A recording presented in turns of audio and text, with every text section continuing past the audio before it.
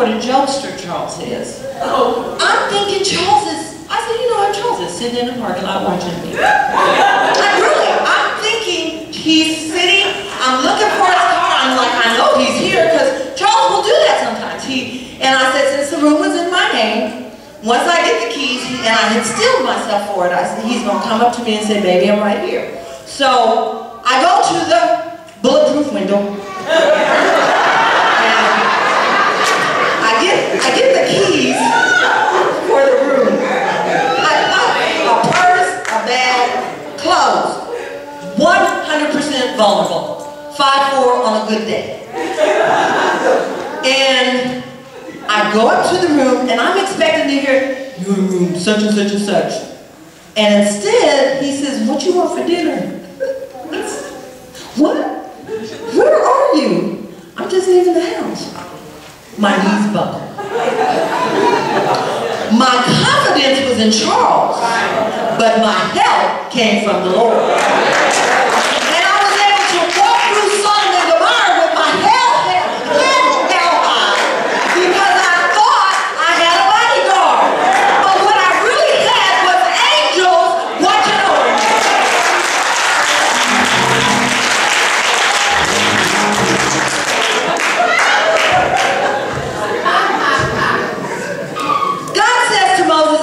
I am, and he said, thus I shall say to the children of Israel, I am has sent me to you. This is where God introduced himself to us as Yahweh or Jehovah God, which basically means that he exists independently.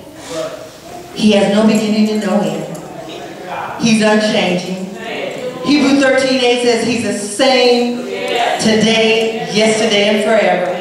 Revelations 1:8 says he is the Alpha and the Omega. He's incomprehensible to the minds of humans. And he is faithful, even when we are not. God will never tell you to write a check that he won't cash. And that account is signed by the Father, the Son, and the Holy Spirit. If God puts you in the fire, it won't burn. Just ask Shadrach, Meshach, and Abednego. If you feel like you're in a river, you won't drown. Ask Moses and the children of Israel. If you feel like you're being devoured, the lions won't devour you. Just ask Daniel. If you feel like chains are binding you, just ask Peter, who came up out of prison at midnight. And Jesus tells us that the grave can't hold you. Remember what we said when we started. These are real people, real events, and a real God. I love the sermon that God gave at the end for the sermon he gave. It's in that 12th verse. I will certainly be with you. I will certainly be with you. And this will be the sign that I've sent you. When you have brought the people out of Egypt, you shall serve God on the mountain. Meet him at the mountain. And when we get to the mountain, we're going to have a time. Because see, with all the fire and all the depression and all that hot ground that you may have to walk on, there is always a time for worship and thanksgiving. That's why we meet it at the mountain. This is my mountain. I meet here, and the testimonies of the other saints strengthens me so I can go back